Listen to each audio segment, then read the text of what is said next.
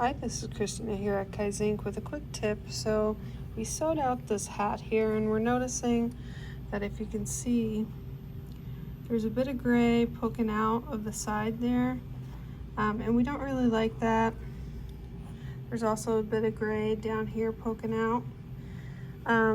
So we know it is not an error on the machine.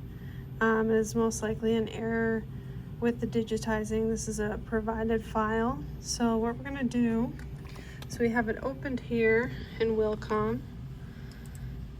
Just gonna zoom in using our plus and minus. So plus, I'm gonna zoom in and there it is. You can see that gray poking out there. So what we're gonna do is we're gonna go over to here to our reshape tool and we're just gonna grab the gray area.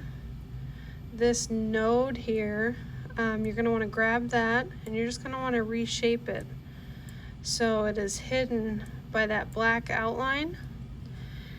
And then same type of thing here. We're not really liking the look of this, so we want to grab the black part of it and reshape that as well.